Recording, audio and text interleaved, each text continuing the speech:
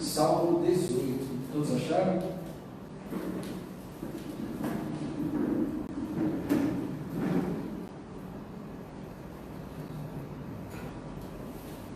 Deixei aberto e nós vamos fazer uma exposição por blocos desse salmo. Então, à medida que nós formos explicando, nós vamos lendo, tá bom? Salmo 18. O título da mensagem nossa hoje é Eu Te Amo, Senhor. Esse salmo é um dos maiores salmos do Saltério. O Saltério tem 150 salmos e nós temos alguns que são enormes, e esse aqui é o quarto de maior tamanho. O Salmo de número 119, por exemplo, ele tem 176 versículos. O Salmo 78 tem 72 versículos. O Salmo 89 tem 52 versículos. E o Salmo 18, que é o que vem logo em seguida, ele tem aí 50 versículos. Ou seja, você já tem que ir intercedendo comigo para que a gente não saia daqui umas 3 horas da manhã, porque são 50 versículos. E vocês sabem o quanto que eu gosto de explorar cada partezinha do texto. Então esse é um dos maiores, e ele também é o maior que tem um subtítulo. O subtítulo, vamos ler juntos, diz assim, o que está em cima do salmo. O meu título é Cântico de Louvor a Deus pela Vitória, mas o nosso subtítulo provavelmente é igual, ao regite do coro. Salmo de Davi, já temos aí a autoria. Servo do Senhor, que falou as palavras deste cântico ao Senhor no dia em que o Senhor o livrou de todos os seus inimigos e da mão de Saul. Ele, além de tudo isso que eu falei, ele é o único salmo repetido. Sabe, a gente já falou de alguns salmos que são citados em outros locais do texto bíblico. Porém, o salmo de número 18 não. Ele é integralmente repetido em outro local das Escrituras, que é 2 Samuel, capítulo 22, versículos de 1 a 50. Em casa, você pode consultar e comparar. Eles são muito parecidos, com ligeiras, mas importantes mudanças para compor aqui o Saltério. Ele é o segundo salmo real que nós trabalhamos até agora. Um salmo que fala da situação do rei. O primeiro que nós falamos foi o Salmo 2, e agora chegamos no 18. Sendo que aqui é o primeiro em que Davi vai celebrar com suaves melodias, ao canto do registro de coro, a imensurável graça que Deus teve com ele, tanto de levá-lo ao trono, ao reinado, quanto a graça de Deus em sustentá-lo nesse reinado. Veja que quando nós lemos 1 e 2 Samuel, nós vamos perceber que Davi não foi alguém que queria ser rei. Davi é um rei que é instituído por Deus. Deus é quem coloca Davi como rei. É por isso que até no seu reinado, Davi pode se considerar não como um soberano supremo, mas Davi ele se considera como um servo do Senhor, como nós vemos ali no texto subscrito. Porque até o seu reinado é colocado debaixo da autoridade do Senhor. Bom seria se conscientemente todos os governantes da terra fossem assim, né? E colocassem suas ações e seus governos debaixo da servidão, debaixo do jugo do Senhor. Esse salmo vai revelar Davi então em obediência, sendo sustentado assim, como obediente, experimentando os livramentos do Senhor. Todos os livramentos que ele fala aqui, que veja que são 2 grupos de livramentos. Um deles é dos seus inimigos, de forma geral. E um desses inimigos, de forma específica, ele vai nominar, que é o inimigo Saul. Saul atormentou Davi durante muito tempo. Se nós pegarmos o período em que Davi está sendo perseguido e que vai frutificar, vai dar como consequência esse salmo, vai ser boa parte dos livros de 1 e 2 Samuel. Davi começa a ter a sua vida ali assolada, cheia de aflição, em 1 Samuel capítulo 18. E veja que esse salmo só está em 2 Samuel capítulo 22. Ou seja, o período em que Davi experimenta as ameaças, a perseguição, a inimizade, a violência, a inveja de Saul. O tempo em que Davi vê tensões com as nações vizinhas que violentavam Israel, e o próprio Davi foi em tempo extremo, meus irmãos. Não é o período em que nós estamos aqui lendo e falando o que Davi sofreu. Para você ter ideia só da morte de Saul até a construção desse salmo, nós temos cerca de 30 anos.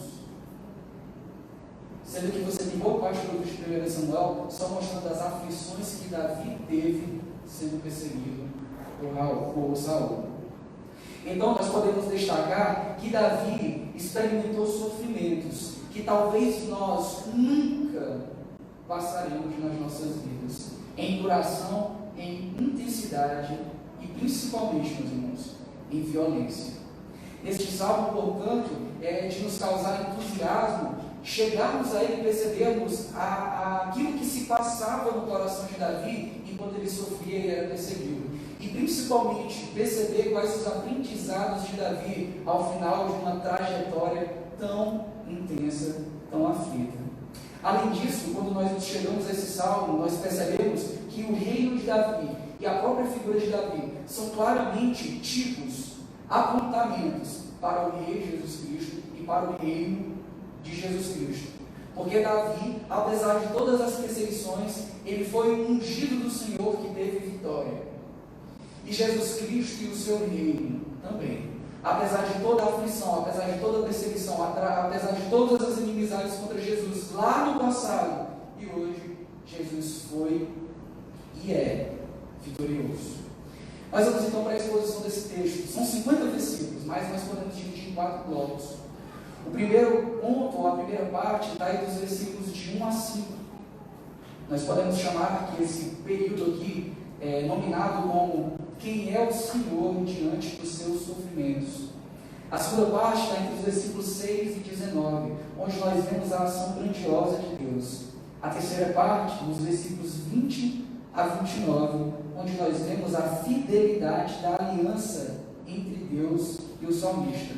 E a última parte, a quarta parte, está entre os versículos 30 e 50, onde Deus é a explicação para os êxitos de Davi. Vamos então para a nossa primeira parte. Quem é o Senhor diante dos seus sofrimentos? Vamos ler os versículos de 1 a 3. Eu te amo, ó Senhor, força minha.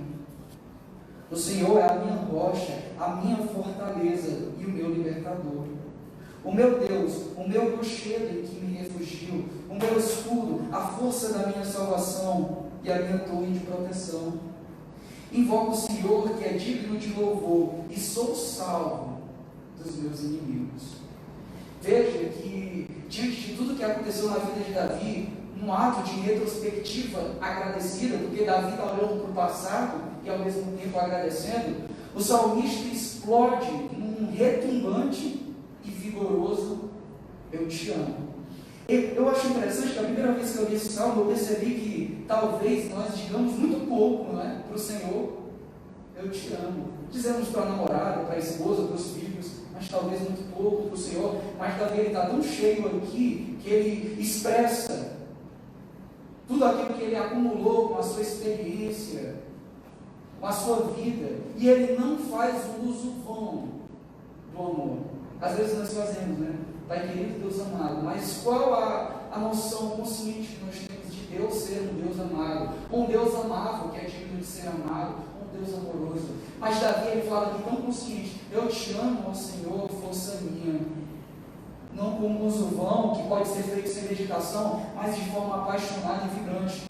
A palavra aqui é interessante, que no hebraico existe uma palavra que é muito pouco utilizada, porque ela é uma palavra que expressa amor de uma forma muito intensa, meus irmãos, de uma forma ultra radical. É um amor que vem lá de todas as entranhas, que vem de toda veemência, de toda intenção. E é isso que Davi diz. Não é um simples eu te amo, mas ele procurou a palavra que melhor expressasse esse amor que ele tem com Deus. Davi está amando o Senhor por todo o ser. E é realmente amar a Deus com todo o entendimento, com todo o ser, que Deus requer dos seus filhos, na verdade. Quando nós olhamos as Escrituras, nós vamos perceber que o desejo do Senhor é principalmente esse: que os seus servos, eles o amem sobre todas as coisas e de uma forma exuberante. Deus é tão grandioso que o único amor que nós podemos ter por Ele, meus irmãos, é também um amor grandioso, um amor exuberante. É a expressão do que realmente significa ser um verdadeiro israelita no Antigo Testamento e ser um verdadeiro crente, fiel, piedoso nos dias de hoje.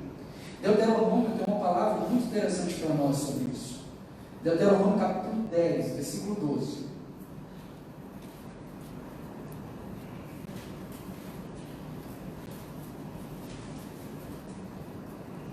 Ó Israel, o que é que o Senhor teu Deus exige de ti agora?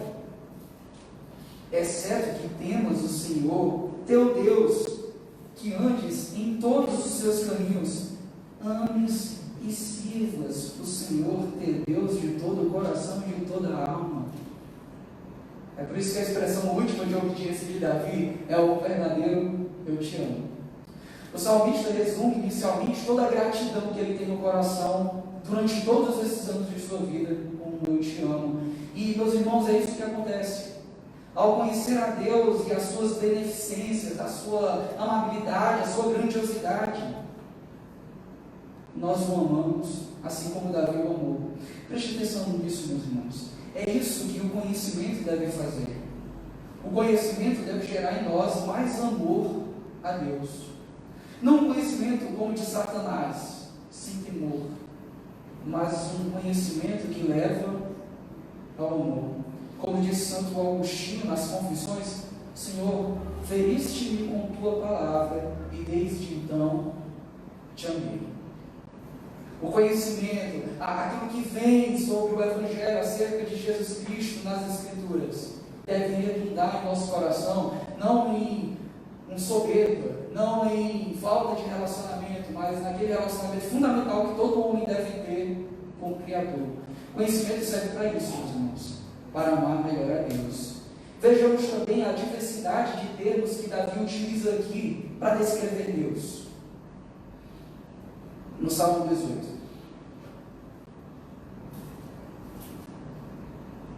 Em primeiro lugar, no versículo 1, o Senhor, minha força. O Senhor é a minha rocha, aqui uma rocha no sentido de firmeza. O Senhor é o local, quando tudo está estremecido, que eu posso me firmar.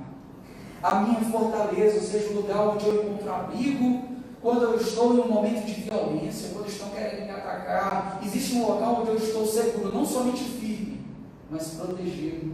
O meu libertador, que quando eu estou em enrascadas, emboscadas, o Senhor é quem me liberta. E se você ler 1 Samuel capítulo 18 até 2 Samuel capítulo 21, você vai perceber que em muitos momentos realmente Deus foi libertador para Davi.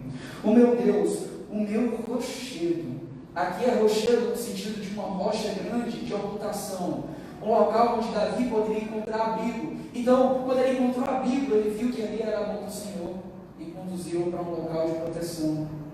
Um rochedo em que me refugiou. O meu escudo contra as flechas inimigas, contra as ações dos seus inimigos. A força da minha salvação, aqui a palavra no hebraico, é Davi dizendo assim: o Senhor é meu chifre. Tá? A gente não traduz assim para o português porque fica esquisito, porque no português o meu chifre teria uma conotação um pouco esquisita, né? O Senhor é meu chifre. Mas o hebraico é isso que diz, porque o chifre era uma coisa de força, era a força do animal para se proteger. Então ele está dizendo: o Senhor é quem me dá força contra os meus inimigos, não sou somente eu, Ele é a força da minha salvação. E por fim, a minha proteção. Davi utiliza aqui 8 palavras, 8 adjetivos para descrever o Senhor. E todos eles estão agrupados, meus irmãos, com algo muito especial.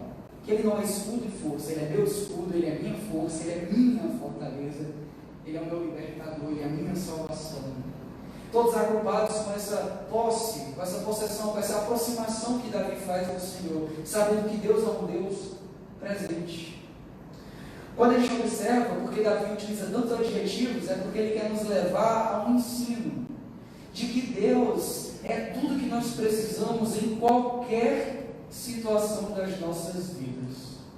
Não existe uma situação em que aquilo que é fundamentalmente necessário para nós não seja o Senhor. Quando ele precisou de proteção, o Senhor foi sua proteção. Quando ele precisou de firmeza, o Senhor foi a sua rocha. Quando ele precisou de abrigo, o Senhor foi a sua rocha de ocultação. Quando ele precisou de escudo, o Senhor foi o seu escudo. Deus é tudo o que Davi precisava. E quando ele clamava, o Senhor atendia. Veja que isso é precioso. Deus não é tudo isso para aqueles que não o invocam. para aqueles que não têm fé nele. O versículo 18 traz algo muito especial sobre a forma como Deus se relacionava com Davi. Eles, os inimigos, me surpreenderam no dia da minha calamidade, mas o Senhor foi o meu amparo. Deus não ouve os outros, como nós vamos ver no versículo 27, porque livras o povo aflito, mas os olhos arrogantes tu abates. Versículo 41, clamam, quem? Os perseguidores, clamam, mas não há libertador, clamam ao Senhor, da boca para fora, mas ele não responde. Deus não ouve alguns, ouve Davi, mas ele não ouve alguns porque ele só se coloca disponível àqueles que o buscam em fé. E se revela fiel de maneiras distintas, mas sempre fiel ao longo da vida de Davi. E aqui nós vamos pegar principalmente o aspecto do sofrimento. Deus é sempre fiel aos sofrimentos de Davi. Irmãos, todo o sofrimento que Davi passou permitiu que ele conhecesse a Deus de uma forma particular, de uma forma ampla e toda especial. Quanto mais Davi sofreu, mais ele recebeu cuidado, e mais ele conheceu a Deus, e mais ele amou a Deus. Preste atenção nessa lógica. Quanto mais ele sofreu, mais ele recebeu cuidado, mais ele conheceu a Deus, e mais ele amou a Deus. Os versículos 4 e 5 nos dão uma ideia de como foi forte o sofrimento de Davi. Laços de morte me cercaram, e torrentes de perdição me amedrontaram. Perceba a intensidade dos sofrimentos. Ninguém usou os termos laços de morte, torrentes de perdição, correntes do sepulcro, do Sheol, laços de morte para falar de uma unha encravada, de uma nota baixa na escola, ou da perda de um emprego. Esses termos poeticamente tenebrosos só servem para expressar o tamanho e a profundidade do sofrimento que Davi passou.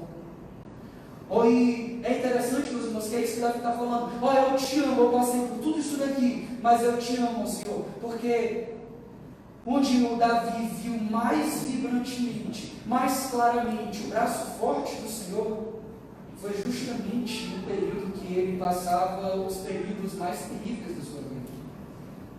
Que nós possamos ter a mesma expectativa do pregador Charles Spurgeon.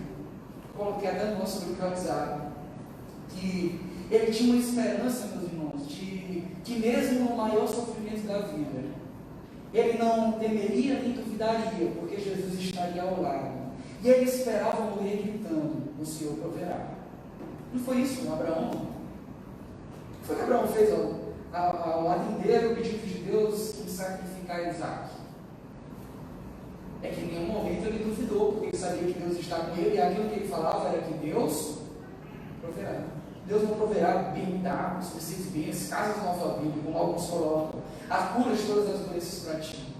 Deus proverá de si mesmo enquanto nós estamos esperando a Ele, e Ele se revela a Davi. Na escola do sofrimento, Davi teve um professor especialmente presente, que era o próprio Deus. Um Deus amável, por isso que ele ama o Senhor. Vamos ler agora só o versículo 6. Invoquei o Senhor na minha angústia, clamei ao meu Deus. Do seu templo ele ouviu a minha voz, o meu clamor chegou aos seus ouvidos. Veja que assim como é a esperança de Davi no Salmo 3, que tem certeza de que Deus socorrerá ele dos seus inimigos, também é a certeza de Davi que Deus vai intervir, que Deus vai socorrer. Perceba que Davi não vê espaço entre o seu grito, que a palavra que eu dou aqui é uma palavra muito fraca, a palavra no original é grito. Ele não vê a distância entre o grito dele e a ação do Senhor. Davi sabe que no momento que ele está clamando, que ele está gritando, que ele está pedindo, muito antes disso, o Senhor já sabia o que ele precisava e já estava atento para o que ele precisava e já havia agido. Deus sabia, meus irmãos, sabe quando você assiste aqueles vídeos que existe um lago e o lago está congelado na superfície? mas que existe uma vida abundante ainda lá embaixo. É mais ou menos essa noção que Davi tem acerca da vida, de que Deus ele age sob a superfície dos problemas. Ele vê uma coisa, mas Deus está agindo, talvez de uma forma que ele não veja, que ele nem perceba, mas que pela fé ele sabe que Deus está ali, agindo. E Deus agiu de uma forma grandiosa. Olha como Davi descreve. Versículo 6 até 19. Então a terra se abalou e tremeu, e os fundamentos dos montes também se moveram e se abalaram, porque ele se indignou. Das suas narinas subiu fumaça, e de sua boca saiu fogo devorador, brasas ardentes saíram dele. Ele abaixou os céus e desceu, havia trevas espessas debaixo dos seus pés. Montou um querubim, voou sobre as asas do vento. Fez das trevas seu retiro secreto, a escuridão das águas e as espessas nuvens do céu eram o pavilhão que o cercava. Pelo resplendor da sua presença, as espessas nuvens se desfizeram em granito e em brasas de fogo. O Senhor trovejou dos céus, o Altíssimo fez soar a sua voz, e houve granizo e brasas de fogo. Lançou suas flechas e os dispersou, multiplicou os raios e os aterrorizou. Então, Senhor, pela tua repreensão, ao sopro do teu vento das suas narinas, foram vistos os leitos das águas, descobertos os fundamentos do mundo. Do alto, ele estendeu o braço e me pegou, tirou-me das águas profundas, livrou-me do inimigo forte, dos que me odiavam, pois eram mais poderosos do que eu. Eles me surpreenderam no dia da minha calamidade, mas o Senhor foi o meu amparo, trouxe-me para um lugar amplo, livrou-me, porque se agradou de mim. Olha a descrição suprema que Davi faz da intervenção do Senhor. Mas é interessante, meus irmãos, que quando nós lemos 1 Samuel e 2 Samuel, nós não vemos nada disso de forma prática. Eu não quero decepcionar você, mas eu pedi para você ir em casa 1 e 2 Samuel, né? Você não vai encontrar lá raios e trovões, pedras secando, esse tipo de coisa, as marinas do Senhor pegando fogo e abrindo os leitos do rio. Nada disso não dá. Mas por que Davi, então, utiliza esses termos? Por que Davi utiliza essas figuras? Um texto que nos ajuda a compreender não é o da intervenção de Deus, mas um texto que nos leva a entender por que Davi vê a ação de Deus dessa forma tão majestosa. É um texto que fala de como Davi via a realidade do sofrimento que o cercava. Vamos lá para 1 Samuel capítulo 20, versículo 3.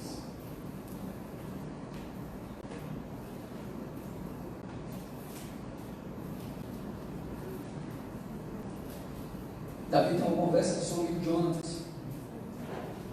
E Davi respondeu, 1 Samuel 20, versículo 3. Davi lhe respondeu com juramento: teu pai sabe bem que tem o teu apoio, e poderia pensar, é melhor que Jonatas não saiba disso, para que não se magoe. Mas, na verdade, como vive o Senhor e como tu vive, Jonatas, estou a um passo da morte. Olha a certeza de Davi. Olha, sabe o que é que está bem próximo de mim hoje? É a morte. Davi viu o agir de Deus de uma forma tão grandiosa, porque Davi estava diante de um livramento que parecia impossível. Era como se nada separasse a espada de Saul dele. Era quase certo de que ele morreria, mas poderia vir um livramento da parte do Senhor. Davi, então, quer dizer aqui, com essas palavras, né, de que o Senhor desceu do céu em tempestade, de que o Senhor veio para salvá-lo como o vento. É porque Davi está trazendo figuras, meus irmãos, lá de Êxodo. Ele está trazendo figuras da época que Israel foi libertado do cativeiro do Egito e conquistou a terra prometida. Davi está fazendo utilização de recursos visuais que nós vimos ali em Êxodo e também em Josué. Por exemplo, Josué 10, versículo 11. Esse texto nos dá uma ideia do que Davi está querendo transmitir aqui.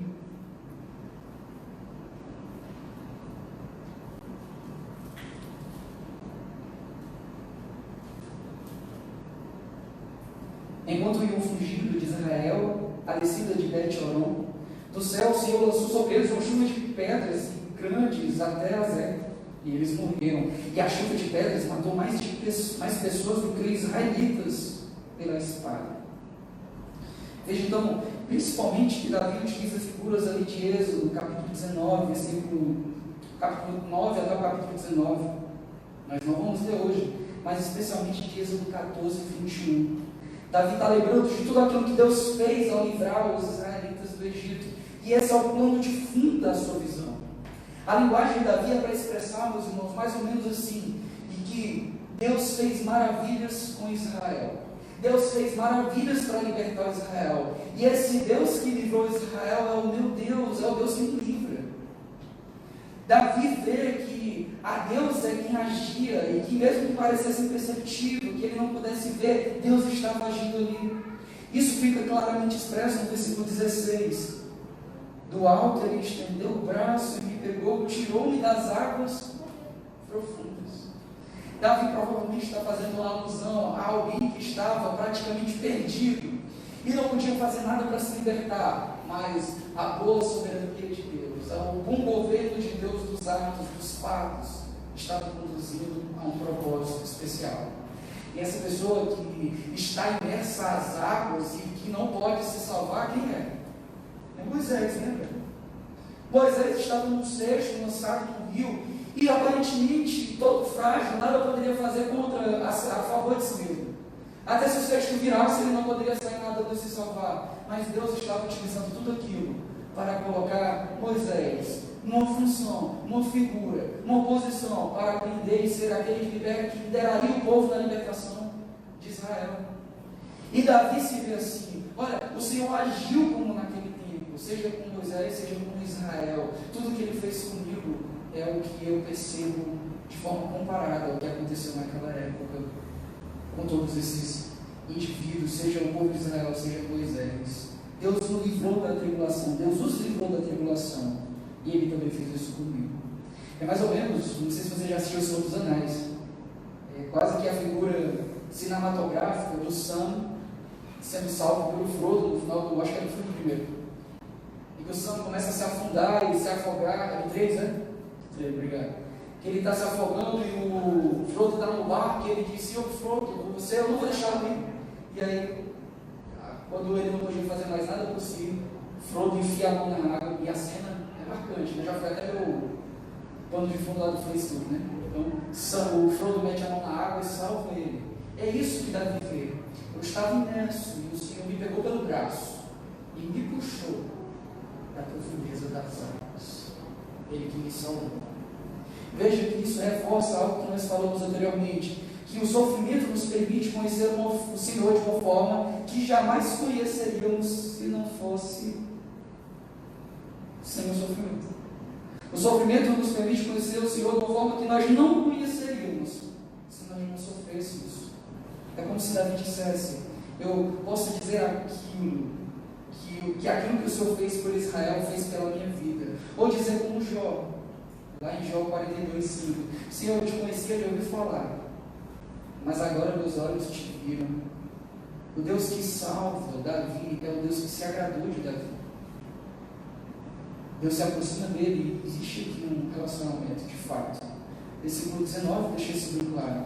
No final dele diz que Davi, que Deus o salvou nesse caso porque se agradou dele. Deus se agradar de Davi, meus irmãos, remete em primeiro lugar à realidade de que Davi é rei porque ele foi ungido por Deus. Então é um ato de graça Deus se agradar dele, porque Davi só é rei e só é aquele homem em que Deus se agrada porque Deus o chamou e o colocou para reinar. Mas nós precisamos também entender aqui que o Senhor se agrada de Davi, e o agrado do Senhor está relacionado simplesmente com o seu livre agir. Em ter misericórdia com quem Ele quer ter misericórdia. O Senhor se agrada de Davi. Aqui ele está fechando um ponto do salmo para começar o outro. Mas o primeiro ponto que ele fecha é: olha, tudo isso aconteceu na minha vida, em primeiro lugar, pelo beneplácito do Senhor, pela sua graça, pela sua misericórdia. Ele nos salva, meus irmãos, porque Ele nos ama. Não é isso que nós vemos nas Escrituras? nos salva porque nos ama. E Ele nos ama não porque nós merecemos, Ele nos ama por graça. Em Jeremias nós vemos lá um texto no capítulo 31, versículo 3, bastante interessante.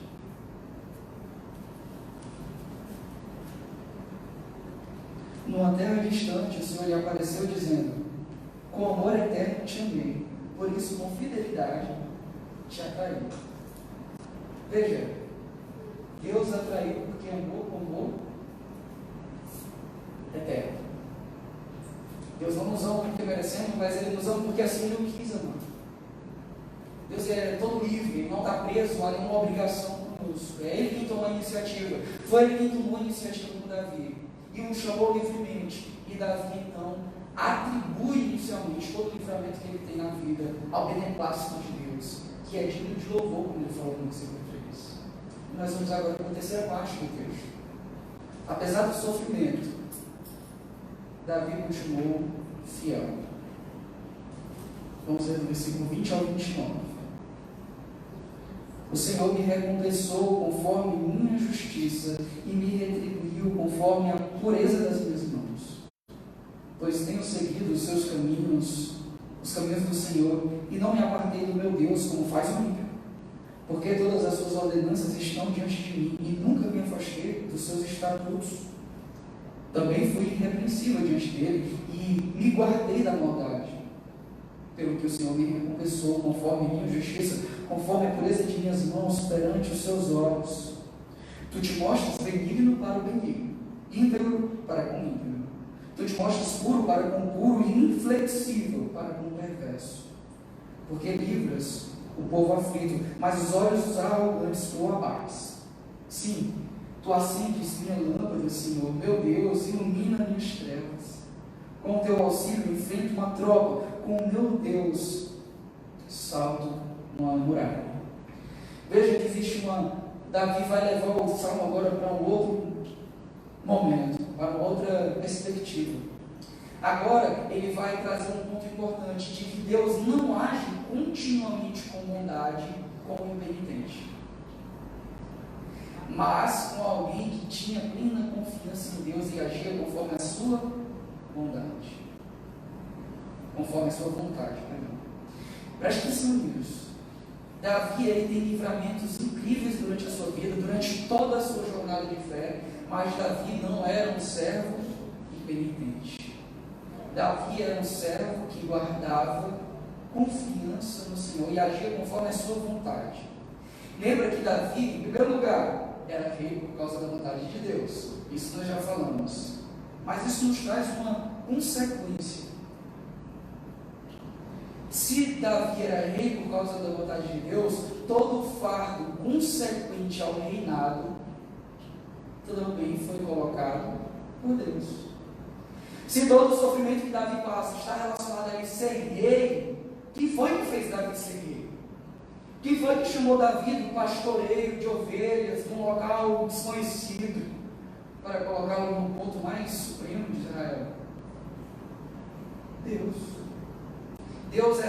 Davi é certo em se colocar rei, nós falamos isso no começo.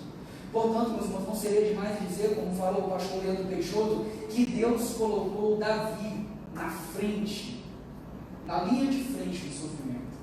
Foi Deus que colocou Davi lá na ponta do combate, na ponta da flecha. E tudo que o salmista vai nos ensinar, meus irmãos, aqui, é que esse fardo e todas essas dificuldades, diante de tudo isso, ainda vale a pena seguir o Senhor. Vale a pena manter a retidão. Meus amados irmãos, uma das coisas que os pastores mais ouvem, e vocês, se já aconselharam alguém, escuta com tanta frequência assim: pastor, a carga foi tão pesada, o fardo foi tão pesado que eu me desviei. O negócio estava tão difícil que eu saí dos caminhos do Senhor. Meu amigo, a tentação veio com tanta violência, veio tão forte, que a única coisa que eu podia fazer era abraçá-la e continuamente me agarrar a ela. Mas o que Davi está ensinando aqui? Depois de décadas de aflição e de sofrimento,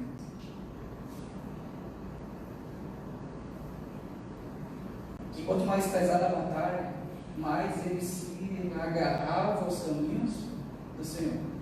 Não era quanto mais pesada a batalha, mais eu me distancio do Senhor, porque era muito pesado o fardo, era quanto mais pesado o fardo, quanto mais difícil. Davi só tinha um refúgio para pegar. Ele continuava reto, ele continuava íntegro. 1 Coríntios capítulo 10, vamos usar para esse texto.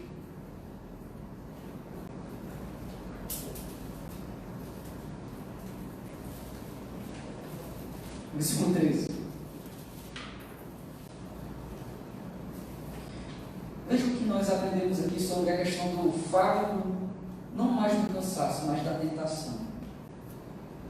Não veio sobre vós nenhuma tentação que não fosse humana, mas Deus é fiel e não deixará que sejais tentados além do que podeis resistir. Pelo contrário, juntamente com a tentação, providenciará a Deus uma saída para que a possais suportar. Meus irmãos, você tem que colocar o salmo no local correto. Lembra que Davi, ele não foi sempre reto. A linguagem que ele está utilizando é uma linguagem poética para falar de regularidade e não de perfeição. Nós sabemos o que Davi fez, os pecados que ele cometeu. Quando ele fala nunca ou que se manteve irrepreensível, não é que ele sempre foi perfeito, mas regularmente ele andava diante do Senhor. Ainda quando a queda dele foi terrível, ele se submeteu à disciplina do Senhor. Quando Davi pecou e ele foi colocado diante da disciplina, ele não falou: olha, eu sou rei de Israel, eu faço o que eu quiser. Não, ele disse: Senhor, eu pequei, eu assumo as consequências. E foram consequências terríveis, até dentro de casa, até com um bebê. Porque Davi, ele se submete à disciplina do Senhor. Isso é se submeter à vontade. Só peca e depois se submete à disciplina aquele que confia no Senhor. É por isso que as obras de Davi são agradáveis a Deus. Sejam suas obras de plena obediência ou até a sua obediência ao chamado, ao arrependimento. Porque, meus irmãos, Deus não quer de nós uma vida legalista. Ele quer de nós que nós assumamos quando nós erramos e que nós somos imperfeitos, falhos e precisamos dele para fazer qualquer coisa. Jesus disse: sem mim, nada podereis fazer. Isso não é no Novo Testamento, isso está lá no Antigo Testamento também. Em 1 Samuel, nós vimos isso de forma bem clara. Vamos ler alguns textos aqui. 1 Samuel capítulo 15, versículo 22.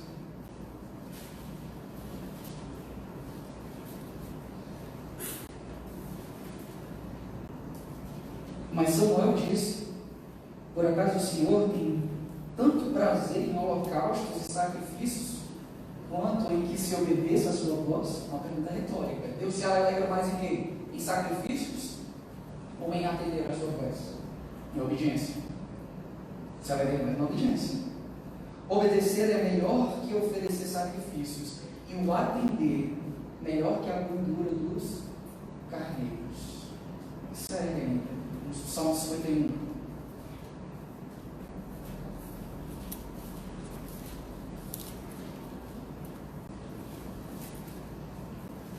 Versículo 17. O sacrifício aceitável para Deus é o espírito quebrantado. Ó Deus, tu não desprezarás o coração quebrantado e arrependido. Vamos para um livro que eu sei que tem na sua Bíblia, que é Oséias. Tá? Alguém viu aí, porque nem sabia que tinha.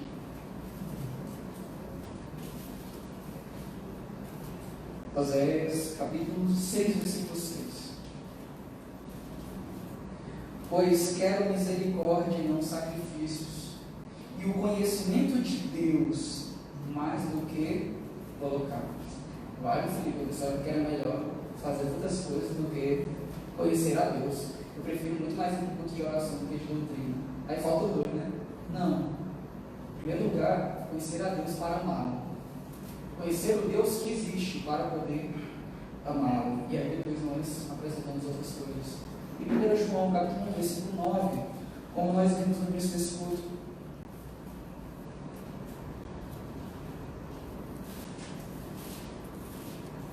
Se confessarmos nossos pecados, Ele é fiel e justo para nos perdoar os pecados e nos purificar de toda e justiça. Diante desses textos que nós já falamos, você entende o que Deus quer de Davi. Não é a perfeição no sentido de Davi nunca pecar, mas é a situação de que Davi, no dia que ele pecar, o que Deus requer dele é que ele se arrependa e volte para o seu mesmo Senhor. E o que Davi fez, meus irmãos, foi justamente isso. Uma aplicação que é possível aqui em Salmo 18, referente ao pecado, é justamente que quem já teve uma situação de tentação com o pecado sabe que o pecado age conosco com violência, tenebrosas situações, laços de morte em seguida. É assim mesmo a descrição que utilizamos. Nós sabemos também que ele é forte, mais forte do que nós, como diz o texto. Davi diz: os meus inimigos são mais poderosos do que eu. Mas também pode experimentar que é grandioso o agir de Deus em salvar, como nós vemos do versículo 17 ao 19. O pecado é mais forte que nós, mas não é mais forte do que Deus. A retidão de Davi expressa pela obediência que ele teve, mesmo quando retorna aos caminhos do Senhor. Né? E lembra que a Bíblia diz isso, né? Paulo, quando está pregando em Atenas, ele diz assim: pois Deus notifica a todos os homens que se arrependam. A você, presta atenção. O que é que Deus notifica a você hoje? Não é a notificação do WhatsApp, não. Mas chegou a notificação para você, atende aí.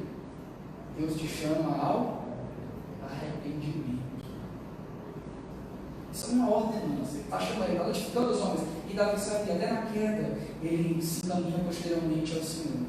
Porque ele se lembra, meus irmãos, que não é o fardo que seja maior do que as nossas forças.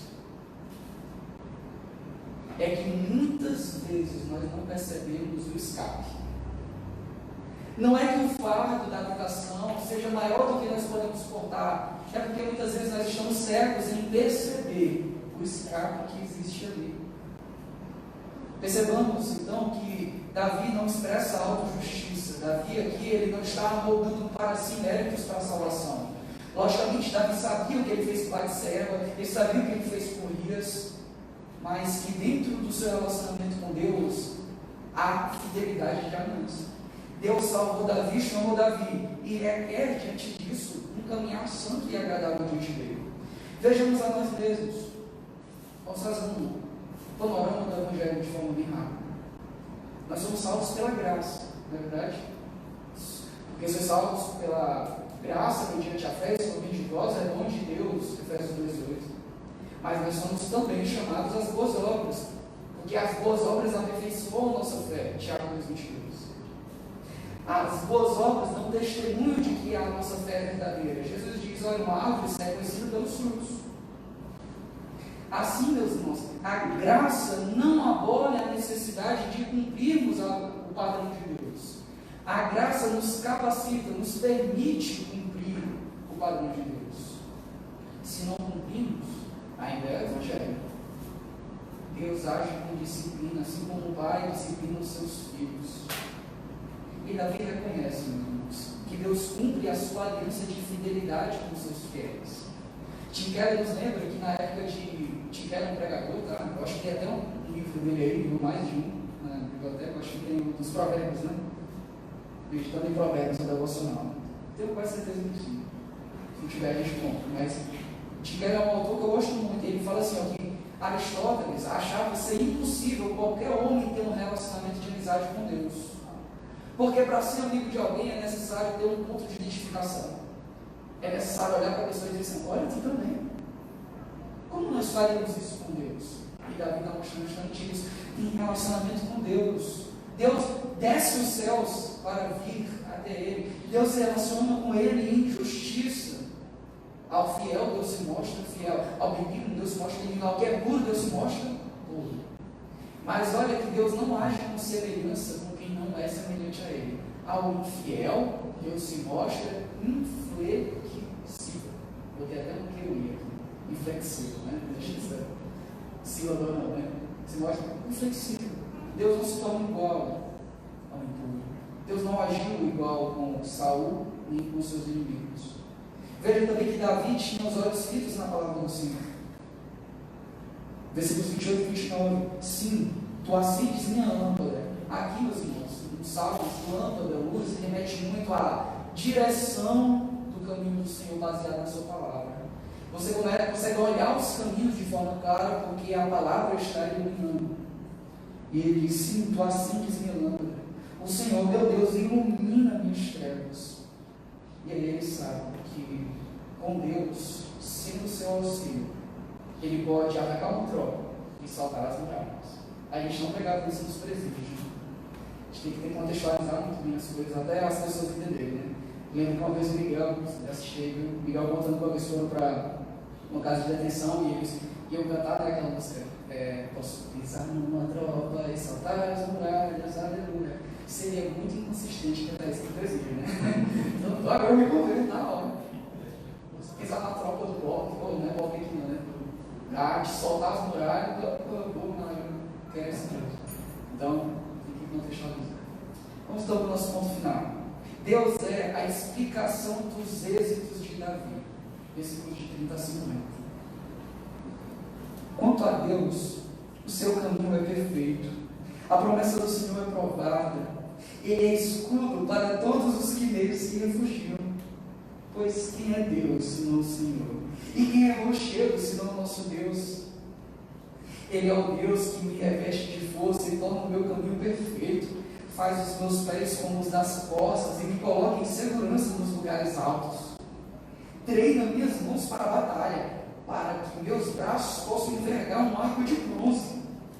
Também me dás o escudo da tua salvação. Tua mão direita me sustém, tua clemença me enaltece. Alargas o caminho diante de mim e meus pés não tropeçam. Persigo meus inimigos e os alcanço. Não volto até que os tenha destruído. Eu os ataco para que nunca mais possam se levantar e eles caem diante dos meus pés. Pois tu me revelaste de força, me revestes de força para a batalha. Fazes cair à minha frente os que se levantam contra mim. Fazes também com que meus inimigos me deem as costas, eu os destruo, os que me odeiam. Clamo, mas não há libertador. Clamo ao Senhor, mas Ele não responde. Então eu os reduzo a pó, que é levado pelo vento. Lanço-os fora como a lama das ruas. Livras-me das contendas do povo e fazes-me chefe das nações. Um povo que eu não conhecia se sujeita a mim. Quando me ouvem, logo obedecem. Os estrangeiros se submetem a mim. Os estrangeiros desfalecem e amedrontados saem de seus esconderijos. O Senhor vive. Bendita seja a rocha, a minha rocha, e exaltado seja o Deus da minha salvação. O Deus que me dá vingança e a mim sujeita os povos e me livra dos meus inimigos. Sim, tu me exaltas sobre os que se levantam contra mim. Tu me livras do homem violento. Por isso, ó Deus, eu te louvarei entre as nações e entoarei louvores ao teu nome. Ele dá grande livramento ao seu rei e usa de fidelidade para com o seu ungido, para com Davi e sua posteridade para sempre. Todo esse trecho que nós vemos, nós podemos colocar assim: o que Deus fez para que Davi pudesse fazer algo.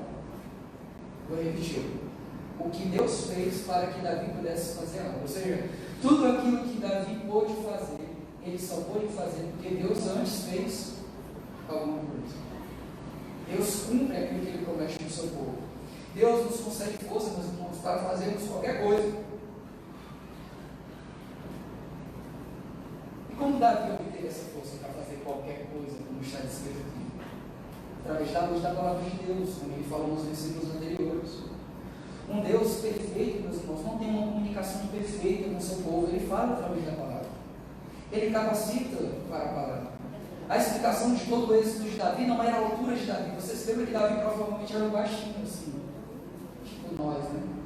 Cearenses, nós somos muito altos, muito altos. Davi não era forte, tá?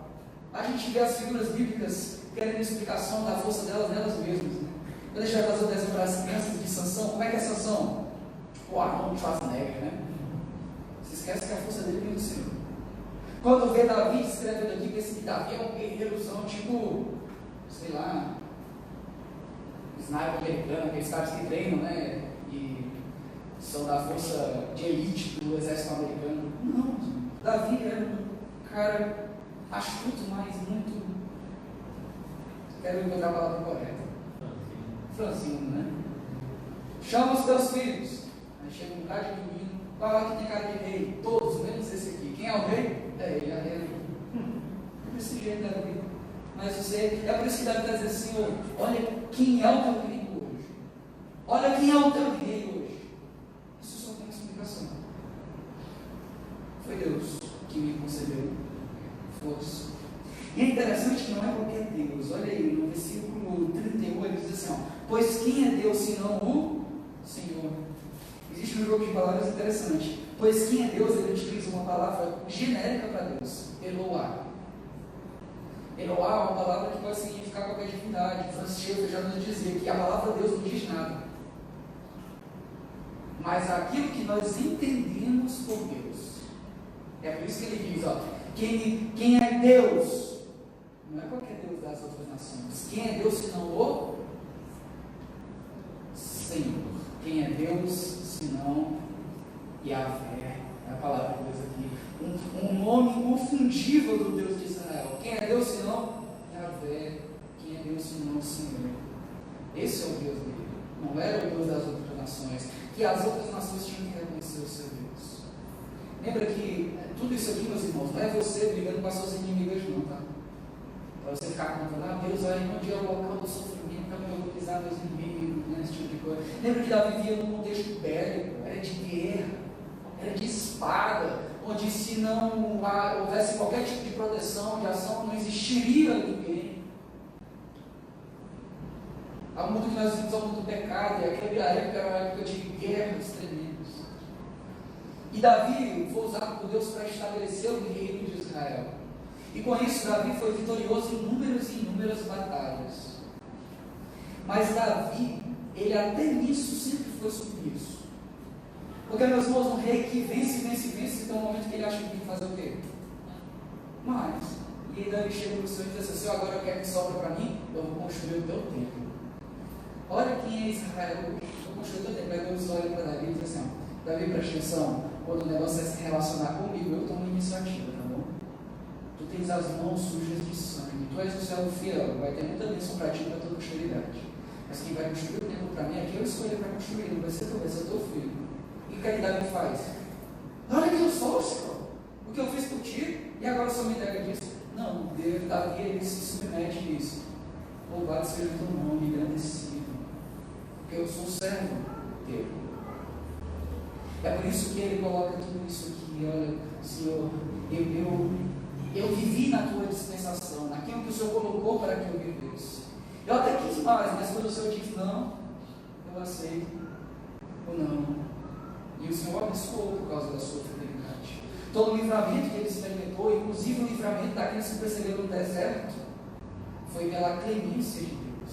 Veja que a palavra aqui no versículo 35, ele diz assim, ó, tu também me dás escudo da tua salvação, tua mão direita me sustenta, tua clemência me amortece. Veja que Davi, apesar de ele falar, Senhor, nós temos um relacionamento de fidelidade, eu cumpro a tua vontade, o Senhor é fiel na minha vida, mas quando eu sou enaltecido, engrandecido, não é por mérito nenhum em mim, é por causa da tua compaixão, misericórdia. A palavra aqui é uma palavra que significa humildade, mas não no termo que nós falamos, mas no termo de que Deus foi condescendente, Deus foi clemente com Davi. Se Davi foi enaltecido, foi porque o Senhor foi bom. Meus irmãos, existem coisas que Deus quer trabalhar em nós, mas só serão aprendidas duramente. A batalha de Davi, durante a sua vida toda, me ensinou a valorizar aquilo que Deus estava trabalhando nele, que era a gentileza de Deus. Davi só reconheceu a grandiosidade da gentileza de Deus porque ele percebeu todos os desafios da sua vida, a gentileza do Senhor. Eu quero fazer 6 aplicações bem rápidas, só vou falar. A primeira é que nós devemos estar atentos para que toda a nossa vida nos permita aprender mais de Deus e servir. Meus irmãos, uma das coisas que me deixa mais preocupado é olhar para um bocado de crente que parece que não sabe qual é o propósito dele na vida. Simplesmente vive.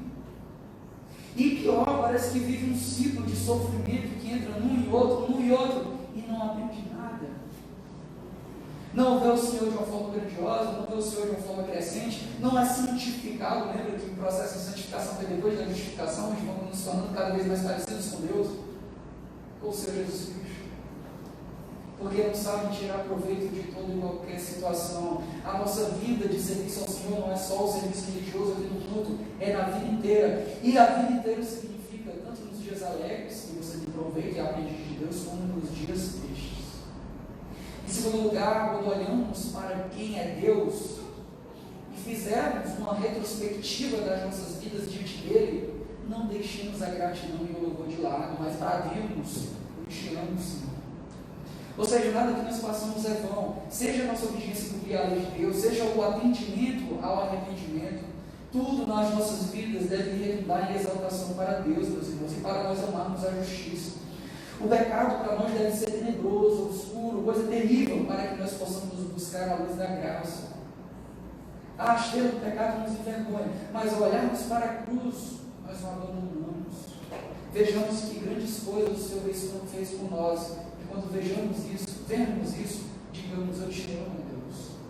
Em terceiro lugar, o Senhor é refúgio real. Existem confortos e refúgios no mundo que são pecaminosos. Por exemplo, o jovem que não progride economicamente porque está descansado na mesada dos pais, ou na herança que vai receber o dinheiro. Seja o péssimo profissional que ele não trabalha o que deveria trabalhar porque sabe que sempre tem alguém para preencher o seu furo. Todos esses confortos, essas tranquilidades, essas comodidades são pecaminosas, né? Nós falamos disso na EBD sobre a preguiça. Mas veja que existe um conforto e um refúgio que é o melhor que nós podemos ter. Ter o Senhor como refúgio é o único suporte real que nós podemos ter na vida, que é o único descanso que nós podemos buscar sem ser acomodados.